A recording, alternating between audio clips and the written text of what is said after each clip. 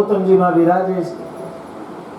અને એ સર્વોત્તમ સ્તોત્રની અંદર આજ્ઞા જ કરી છે શ્રી પ્રભુ ચરણે કે કૃષ્ણાધરા અમૃતા સ્વાદ સિદ્ધિ રત્ન સંશય.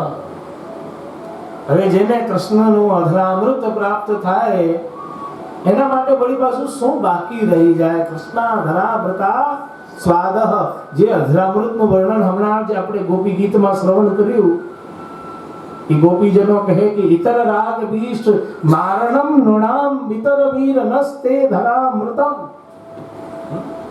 ઇતર રાગ બીષ્ટ મારણમ નૃણામ, હે વીર, અને જે વીરની કૃપા જીવ ઉપર કે એમના બાળક ઉપર થાય પછી ઘટે શું જીવનમાં? જ્યારે શ્રી મહાપ્રભુજીને માટે સરસ્વતી કહેતી હોય કે તું દીકરો છે, દીકરા તો 2 3 થઈ જાય, 4 થઈ જાય, પણ પેલા પતિ છે, પતિ ના હોય તો દીકરો ક્યાંથી આવે? એટલે શ્રી મહાપ્રભુજી તો મારા પતિ છે એમ સરસ્વતી કહીને અને શ્રી મહાપ્રભુજીનું સન્માન વધાર્યું અમને. એટલા માટે શ્રી મહાપ્રભુજીનું એક નામ છે વાકપતિ. ઓરછા એટલે મધ્યપ્રદેશમાં આવે છે ઓરછા. એ ઓરછાનો આ પ્રસંગ છે. ઘટક સરસ્વતી નામનો વિદ્વાન હતો અને એને એવી સિદ્ધિ હતી કે સરસ્વતીને માટલીમાં બંધ રાખે અને કોઈ પણ પંડિત શાસ્ત્રાર્થ કરવા આવે અને જો ન પહોંચી વળે તો પેલી સરસ્વતી માટલામાંથી એને જવાબ આપે કે આ બોલ, હવે આ બોલ, હવે આ બોલ, હવે આ બોલ. એમ શ્રી મહાપ્રભુજીની સાથે 3 વખત એને શાસ્ત્રાર્થ કર્યો. ત્રીજે વખતે જ્યારે એને ડખો થયો ત્યારે એને સરસ્વતીને પ્રશ્ન કર્યો. सरस्वती कहती है ये तो मेरे पति हैं. એટલે માતાશ્રી આજ્ઞા કરી પુરુષોત્તમજીને કે ચિંતા કરશો નહીં, તમે જાઓ અને એકાગ્ર થઈને સર્વોત્તમજીનું ધ્યાન કરો, સર્વોત્તમજીનું જ આશ્રય કરો, કારણ કે પુષ્ટિ માર્ગે વૈષ્ણવોની ગાયત્રી છે. એટલે બીજું કઈ વધારે પાઠ થાય કે ના થાય, ભલે એક વખત સર્વોત્તમજી ના કરી શકે, પણ એમાંથી જે અમુક નામ, આ 4 નામ આનંદ, પરમાનંદ, શ્રી કૃષ્ણાસ્યમ કૃપાનિધિ, આ 4 નામની અંદર જ પેલા બાકીના 104 નામ આવી જાય છે. આનંદ, પરમાનંદ, શ્રી કૃષ્ણાસ્યમ કૃપાનિધિ, કારણ કે આ 4 નામ વૈદિક નામ છે, ઉપનિષદ દ્વારા પ્રમાણિત નામ છે, વેદાંત દ્વારા એનું અપ્રુવલ થયેલું છે, ગીતામાં એનો ઉલ્લેખ છે અને શ્રીમદ ભાગવતમાં તો ઠેર ઠેર છે જ. આનંદ, પરમાનંદ, શ્રી કૃષ્ણાસ્યમ કૃપાનિધિ. હવે ત્યાં તો સીધા 3 દિવસ દરવાજો બંધ કરીને ભોજન અન્ન જલનો ત્યાગ કરી અને સતત સર્વોત્તમજીના રટન કરતા ગયા. છેલ્લે શ્રી મહાપ્રભુજી પ્રગટ થયા અને પોતાના ચરવિત તાંબૂલ આપીને પુરુષોત્તમ ચરણને આજ્ઞા કરી કે હવે તમારા વંશમાં ક્યારે વિદ્વતા નહીં ઘટે એવો આશીર્વાદ તમને આપું છું. અને ત્યાંથી પુરુષોત્તમજી પધાર્યા એની લાઇબ્રેરીમાં અને જેટલી પુસ્તકો હતી આજ્ઞા કરી કે પહેલું પાનું ને છેલ્લું પાનું જોઈ જાઓ. કર્મ તો કરવાનું છે વટે, કર્મ વગર ગતિ નથી. કે તમારા ઘરે જે પુસ્તકો છે એનો ફર્સ્ટ પેજ અને લાસ્ટ પેજ જોઈ લો. અને જેટલું જોવાયું હોય જોતા ગયા છેલ્લે કહેવાય છે કે 9 લાખ શ્લોકોની રચના કરી, એટલે એમનો નામ 9 લક્ષ ગ્રંથ કરતા. અને અત્યારે એમના ગ્રંથો વાંચવા હોય તો બહુ અઘરા, અને કુલને પાછો એ વરદાન પણ છે જ અત્યારે. તો ये है विद्वता. सूरत घर को विद्वता का वरदान है और बालकृष्ण प्रभु की कृपा भी ऐसी उस घर पे. અત્યારે પણ હવે બહુ આ તો ચરિત્ર બહુ વિસ્તાર થઈ જશે, એટલે ધ્રુવજીને પ્રભુનો સ્પર્શ થતાની સાથે એમની વાણી પ્રજ્વલિત થઈ, એમનું વાણી ખુલી ગયું અને ધ્રુવજીએ સુંદર આ વિનંતી કરી કે યો અંતઃ પ્રવિશ્ય, આપે અંતર પ્રવેશ કર્યો એટલે મારી સુતેલી વાણી જાગૃત થઈ. સંજીવ યત્યખિલ શક્તિ ધર સધામ નામ અન્યાશ્ચ હસ્ત ચરણ શ્રવણત્વગાદિન પ્રાણાન નમો ભગવતે પુરુષાય તુભ્યમ. હે નારાયણ, હું આપને બાર પ્રણામ કરું છું. પ્રભુ ખૂબ પ્રસન્ન થયા. 20 શ્લોકોની અંદર ધ્રુવજીએ સ્તુતિ કરી. પ્રભુ ખૂબ પ્રસન્ન થયા. પ્રભુ કહે કે ધ્રુવ, હવે તને શું આપું, માંગ. ધ્રુવજી કહે કે બસ મને પિતાનો ખોળો જોઈએ, એમાં મારે રમવું છે. તથાસ્તુ. બીજું શું જોઈએ? બસ मारा पिताश्री पास हो जाओ तो मने वड़े नहीं. बालक है, देखो यही तो बात है कि बच्चा है, और बच्चा और क्या मांगेगा कि मैं जाऊं तो मेरे पिता मुझे लड़े नहीं, खिजाए नहीं मारी ऊपर. भगवान के ध्रुव हवे शू चिंता है, जा पर कृपा राम की होई ता पर कृपा करही सब कोई. जेनी माथे गोविंद नो हाथ होय आखું જગત એને પ્રેમ કરતો થઈ જાય. तथास्तु आम कहीने प्रभु प्रस्थान करी गया. ध्रुव ने थયું कि आ भूल થઈ ગઈ मोटी. साक्षात अजन्मा विनाशी भगवान आए और मैंने क्या लौकिक मांग लिया. मुझे मांगना था प्रभु से, प्रभु को मांग लेते. अगर प्रभु से प्रभु को मांगते तो गोविंद की प्राप्ति हो जाती. अब जब तक सोचते सोचते, जब तक तो महाराज उत्तानपाद हाथी घोड़ा रथ सैनिक बाजे गाजे के साथ आकर के पुष्प वृष्टि करते हुए ध्रुव को अपने गोद में उठाया कि बालक मेरी बुद्धि शुद्ध हो गई. अब खूब मस्ती पूर्वक महाराज उत्तानपाद ध्रुव को लेकर गए. बचपन में ही राज तिलक किया, बोले अब मुझे संन्यास लेना है. दोनों भाई मिलकर रहने लग गए. ध्रुव को भारतवर्ष की गद्दी मिली. 36,000 वर्षों तक साम्राज्य, 36,000 वर्ष तक ध्रुव ने राज्य भोगा है. इसी दरमियान कुबेर जी के साथ युद्ध हुआ. छोटे भाई उत्तम कुमार की मृत्यु हो गई. लेकिन बचपन का वो दर्द ध्रुव के मन में है कि मैंने भगवान से ये क्या मांग लिया, मैंने भक्ति क्यों नहीं मांगी. तो फिर ध्रुव जी बद्रिकाश्रम में गए और बद्रिकाश्रम में जाकर तप करने लग गए. तब से भगवान प्रकट हुए और ध्रुव को नित्य भगवान का दर्शन होता रहे, इसलिए ध्रुव तारा बना दिया. नित्य भगवान का दर्शन चाहिए. ये नित्य का भाव बड़ा सुंदर भाव है. अपने महाप्रभु जी की 84 बैठक जी भूतल पे विराजती है, लेकिन भगवान दास जी हाजीपुर 84 बैठक विराजती है, लेकिन भगवान दास जी जब महाप्रभु जी हाजीपुर से निकलने लगते तब बेभान होकर के गिर जाते. जब भी निकलते तब बेहोश हो जाते. अंत में ऐसे करते करते 1 साल का समय व्यतीत हुआ. श्री महाप्रभु जी ने कही कि भगवान दास अब तो जानो ही पड़ेगो. અને તે પહેલા તો ઘણા વર્ષો સુધી ભગવાન દાસજી મહાપ્રભુજીની પાસે હતા જ कि अब तो जानो पड़ेगो. अब कहते ही भगवान दास जी बेहोश हो गए. तब श्री महाप्रभु जी ने कही कि भगवान दास ले ये मैं मेरी पादुका तो को पधराऊं और तो को मेरे नित्य दर्शन होंगे, मैं नित्य विराजूंगो. आ वचन विजय के आए पाना थी पर नित्य विराजूंगो. इसीलिए कई महाराज श्री वहां पधारते सिर्फ अनुभूति करने के लिए कि मैं यहाँ नित्य विराजूंगा. महाप्रभु जी तो पधार गए. काशी में आसुर व्यामोह लीला भी हुई आपकी. काशी में जब आसुर व्यामोह लीला किए आपने तो बहुत से वैष्णव बहुत व्यथित हो गए. रोते रोते हाजीपुर पहुंचे भगवान दास को समाचार देने के लिए. दोपहर के समय आए. तो भगवान दास जी ने कही कि मैंने तो सुबह ही दर्शन किए हैं, ऐसा तो हो ही नहीं सकता है कि वल्लभ बोतल छोड़कर चले जाए. जैसे ही शाम का समय हुआ 3 बार घंटीनाद किया और घंटानाद करा करके भगवान दास जब निज मंदिर में पहुंचे तो निज मंदिर के दर्शन जब खोलते हैं तो साक्षात कोटि कंदर्प लावण्य युक्त श्री महाप्रभु जी विराज करके और जितने भी रोते रोते व्यथित मन से आए थे सबको फिर से दर्शन दे करके आज्ञा की कि मैं नित्य विराज रहा हूं, मैं कहीं गया ही नहीं.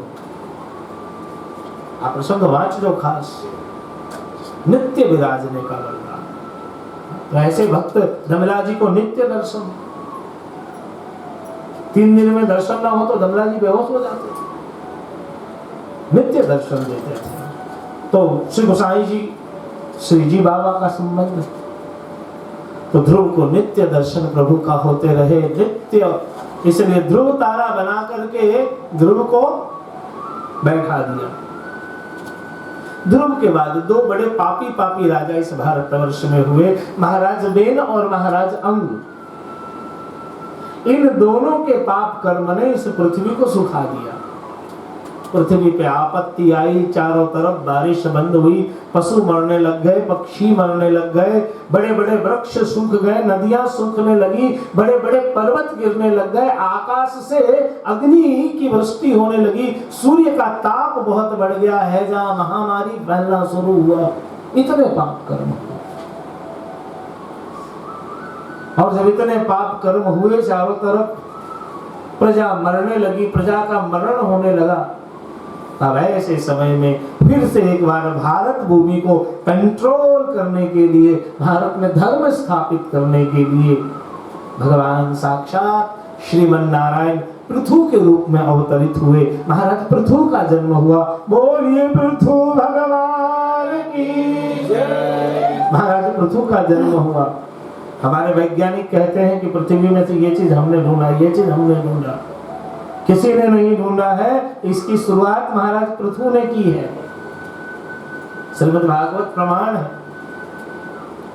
હવે પૃથ્વીની આવી દુર્દશા જોઈને મહારાજ પૃથુને થયું કે આ પૃથ્વીને શું થઈ ગઈ છે, પૃથ્વીમાં પાક આવે નહીં, હરિયાળી બધી સુખાઈ ગઈ। तो धनुष और बाण लेकर पृथ्वी को मारने के लिए महाराज पृथु निकले। तो पृथ्वी जो है गाय बन करके भागने लग गई। बहुत खदेड़ते खदेड़ते जब पृथ्वी थक गई, समझ गई कि ये कोई राजा नहीं, ये साक्षात भगवान है, तब गाय खड़ी हुई, बोली महाराज मुझे क्यों मार रहे हो। तो पृथु ने कहा कि तुमने अन्न जल सब चुरा लिया है, मेरी प्रजा मर रही है, मैं क्या करूं। पृथ्वी बोली कि पाप कर्म इतने हो रहे थे कि मैंने अपनी सारी शक्ति अपने अंदर समेट ली है। महाराज आप चिंता न करें, आप इस पृथ्वी का दोहन करें। दोहन એટલે મંથન, રિસર્ચ। જેમ ગાયને દોઈએ ને દૂધ આવે, ધોયા વગર દૂધ ના આવે, એવી રીતે આ પૃથ્વીનું તમે દોહન કરો, બધું આવશે। महाराज पृथु ने दोहन किया। बहुत से रत्न, माणिक्य, सुवर्ण, चांदी, सारे रत्न पृथ्वी से निकलने शुरू हुए, अनाज होना शुरू हुआ, यज्ञ किया, बारिश होने लग गई। कुछ ही समय में पूरी पृथ्वी हरी भरी हो गई, पूरे पृथ्वी पे सुख शांति कायम हुआ। सुख शांति कायम होने के बाद धीरे धीरे महाराज पृथु ने 100 सोम यज्ञ किए हैं। कुल 100 सोम यज्ञ किए इस पृथ्वी पे। 100वें सोम यज्ञ में, यज्ञशाला में साक्षात भगवान प्रकट हुए, पृथु की यज्ञशाला में, और बड़े प्रसन्न हुए। महाराज पृथु के बाद इस भारतवर्ष में महाराज प्रियव्रत का साम्राज्य आएगा।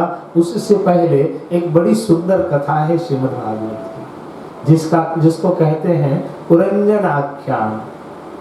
हमारा 2-3 कथाओं ये प्रसंग लेવાનો સમય રહ્યો નથી, અને આ વખતે આજે આપણે પુરંજનનું આખ્યાન લઈશું।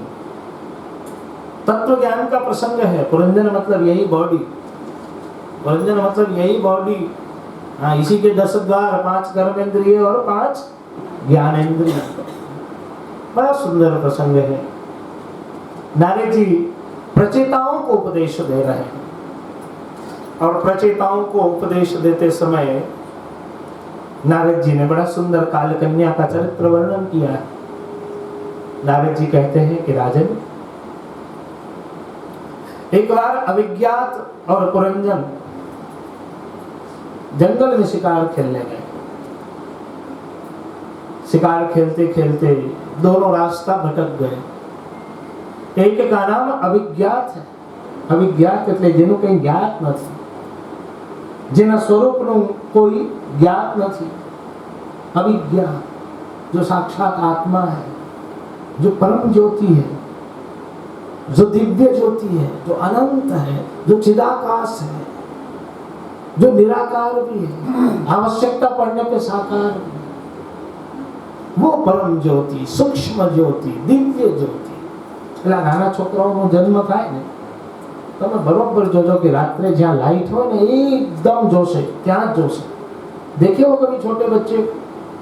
गौर कीजिए, जहां भी ज्योति जल रही होगी वो एकदम उसे देखता है।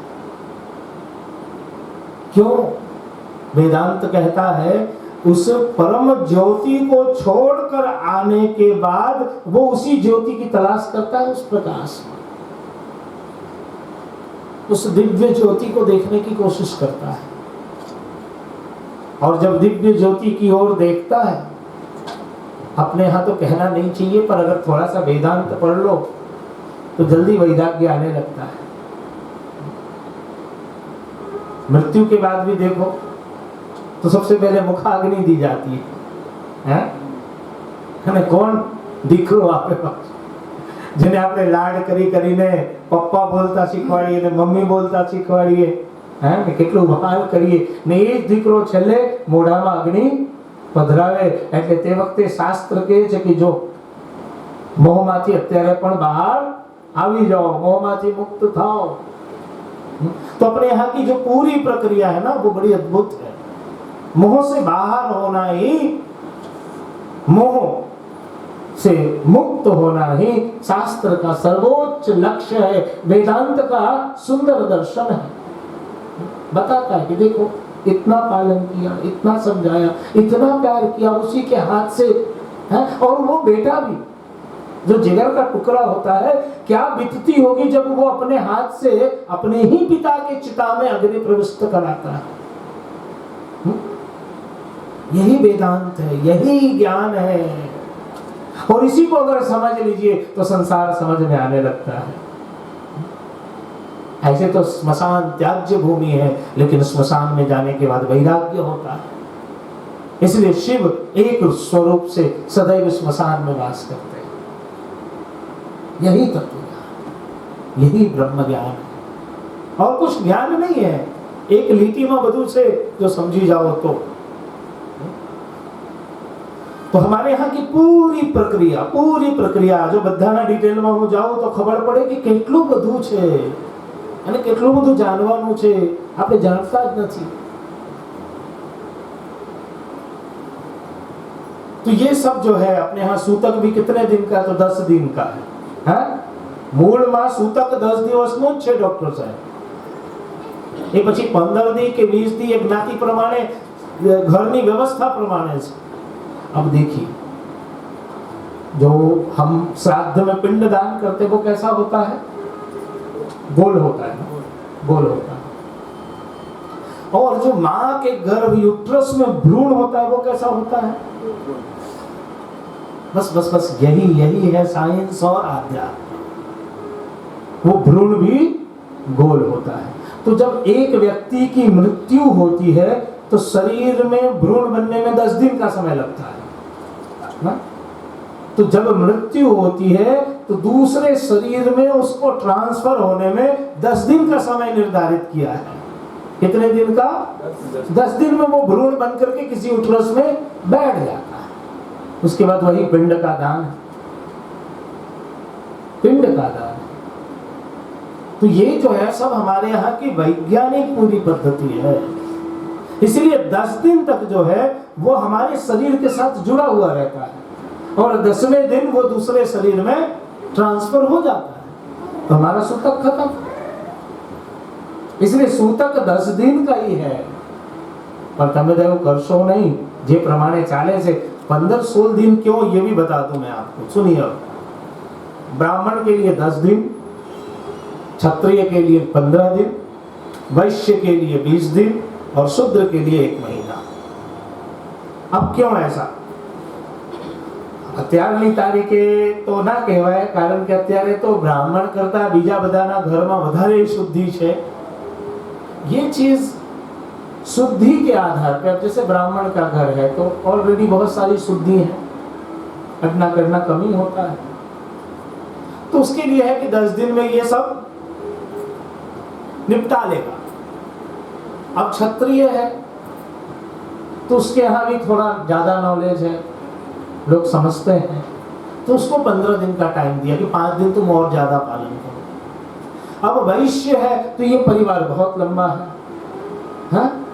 रिलेटिव्स इनके बहुत हैं, घर बहुत बड़े हैं, घर में विभाग बहुत है, इधर छुआ होगा, उधर छुआ होगा, उधर छुआ होगा, तो सब साफ सफाई करते करते इसको 20 दिन का समय दे दिया। सूतक तो 10 दिन में ही खत्म है, लेकिन 10 दिन और दिया कि तुम और अच्छे से सब। और वो है उनके पास व्यवस्था की बड़ी कमी है,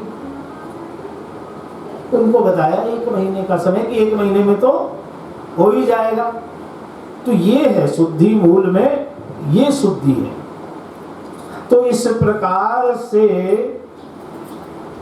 जो हमारे यहाँ की व्यवस्था है, जो दिव्य ज्योति है, दिव्य आत्मा जो है, वो कौन सा है?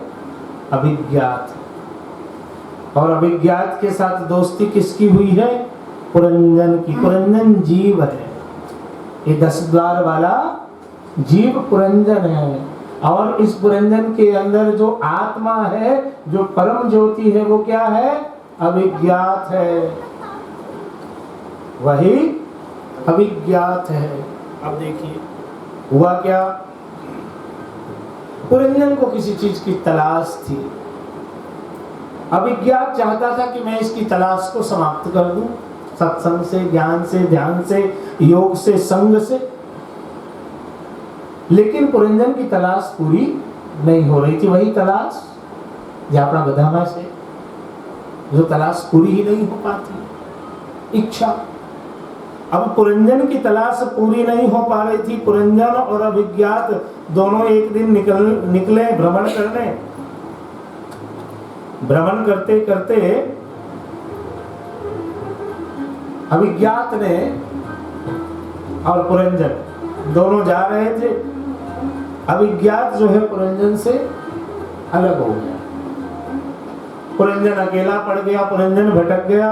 भटकने के बाद सीधे पुरंजन जो है चले जा रहा था। देखा कि एक बहुत सुंदर नगर है जिसके 10 द्वार हैं, और 10 द्वार में उस महल में सुंदर बगीचे, नहर, तालाब, सब भोग की सारी सामग्री।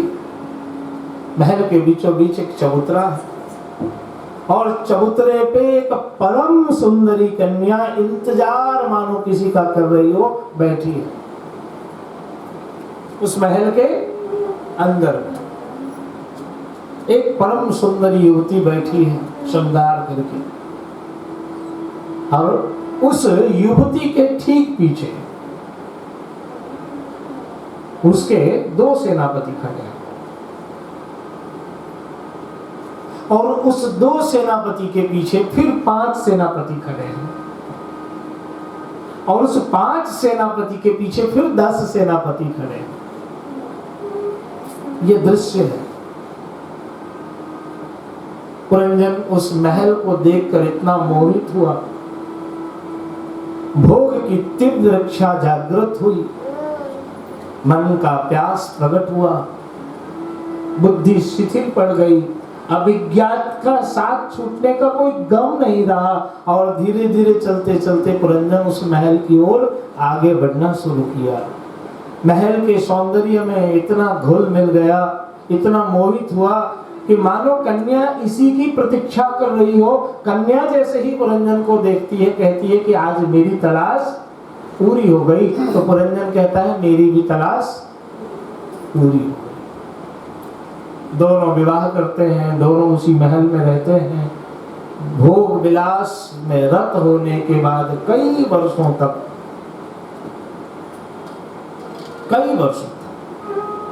एक दिन पुरंजन जंगल में शिकार खेलने जाता है। खेलने के बाद रास्ते में फिर से भटक जाता है।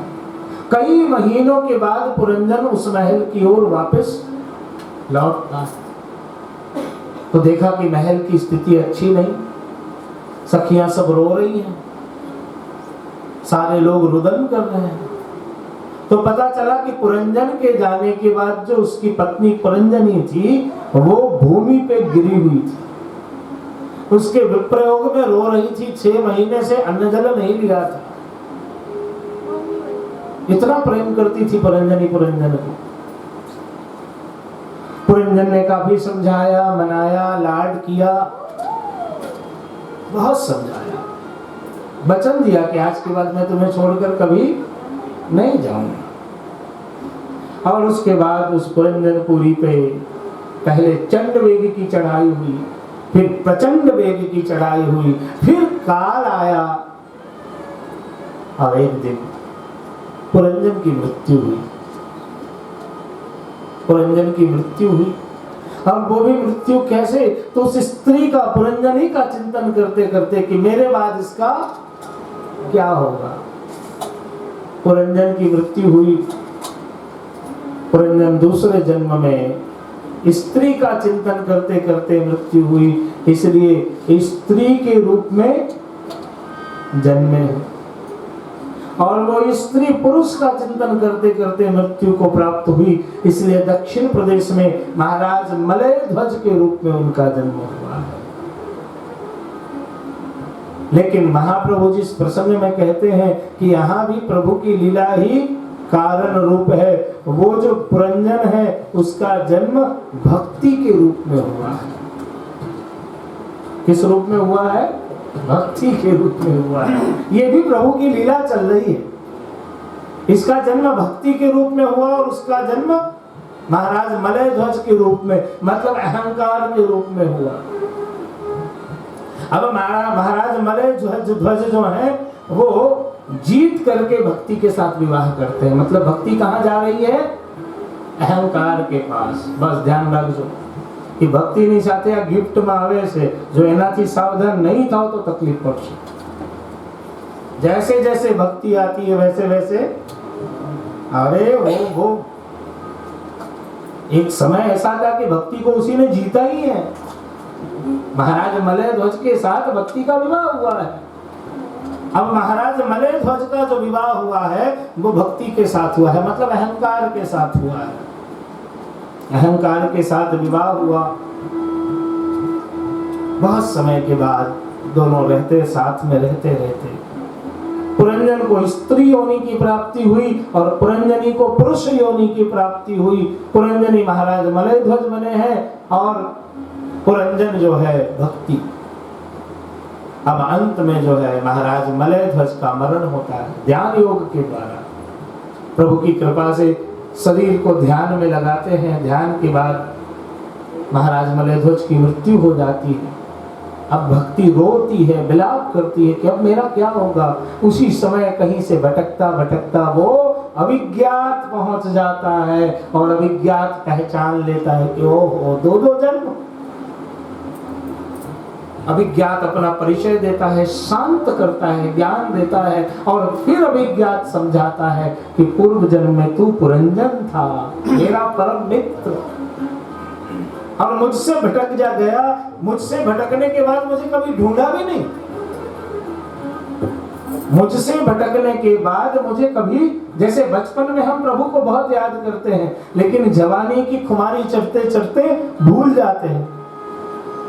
यही है पुरंजन और अभिज्ञात। तो मुझे कभी याद नहीं किया। फिर अभिज्ञात ने सुनाया कि वो जो 10 द्वार का महल है वही ये 10 इंद्रियां हैं और जो कन्या है वो मन है, जो पीछे 2 सेनापति थे वो बुद्धि और चित्त है।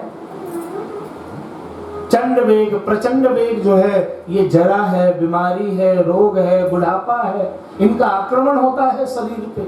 और जब इनका आक्रमण होता है तब शरीर में आदमी मोहग्रस्त होता है, भयभीत होता है, विचलित होता है। उसी समय उसका जन्म बिगड़ने का ज्यादा चांस होता है।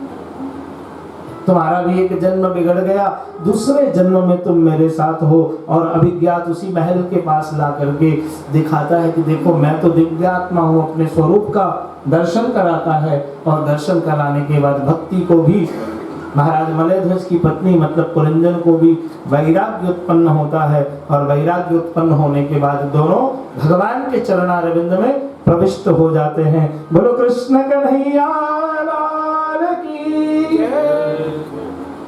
11 નું વ્રત નથી, કાંઈ પણ નથી, તો પણ તમે બધા જે કારણ નથી કરતા। और मैंने आपको बार बार बता दिया है कि ये बहुत श्राप लगेगा अगर जोर से जयकार એટલે બીજા જન્મે નહીં, આ જ જન્મે આ નીંદર આવે ને એ નીંદર ઉડાડવાની આ મોટી દવા છે। અમે બરોબર જયકારો કરો, તાલીઓ વગાડો, નીંદર। और कथा में एक बात और भी है कि कथा में अगर नींद ना आए तो फिर दिक्कत वाली बात हो जाए। विद्वान लोग कहते हैं कि कथा अगर अच्छी चल रही हो तो नींद आनी चाहिए, और नींद नहीं आई तो कहीं ना कहीं कुछ। हाँ भरत भाई, એટલે તમને તો મોટો લાવો મળી જશે અને આ બાજુ સાધના બેન ને तो समझे, पुरंजन आख्यान समझ लिए, अविज्ञात और पुरंजन। तो आइए 2 मिनट के लिए अब भगवत नाम का आश्रय करते हैं, फिर आगे की कथा में प्रवेश करेंगे। तो बोलिए श्री वल्लभ उपाड़ो मनीषा बहन।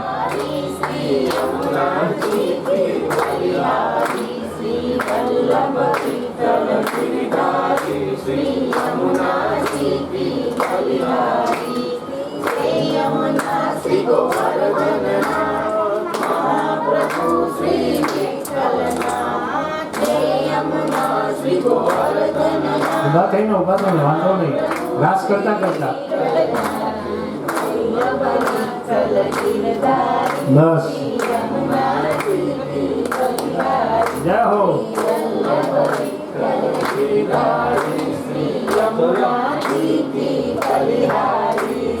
जय यमुना श्री गोवर्धन नाथ, महाप्रभु श्री विठ्ठलनाथ।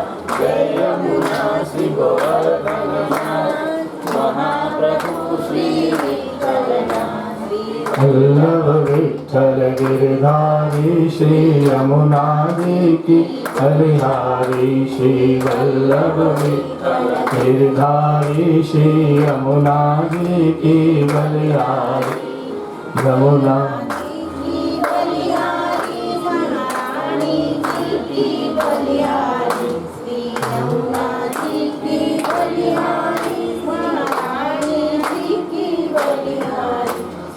वल्लभ विठ्ठल गिरधारी श्री यमुना जी की बलिहारी। श्री वल्लभ, भाव से ताली बजा करके यमुना जी की बलिहारी। यमुना श्री गोवर्धन नाथ, महाप्रभु श्री विठ्ठलनाथ। जय यमुना श्री गोवर्धन नाथ, महाप्रभु श्री विठ्ठलनाथ। वल्लभ विठ्ठल गिरधारी श्री यमुना जी की बलिहारी। यमुना जी की बलिहारी, महारानी जी की बलिहारी। यमुना जी की बलिहारी, महारानी जी की बलिहारी। वल्लभ विठ्ठल गिरधारी श्री यमुना जी की बलिहारी। श्री वल्लभ विठ्ठल गिरधारी, भाव से यमुना श्री गोवर्धन नाथ, महाप्रभु श्री विठ्ठलनाथ। जय यमुना श्री गोवर्धन नाथ, महाप्रभु श्री विठ्ठलनाथ। श्री वल्लभ, श्री राधे।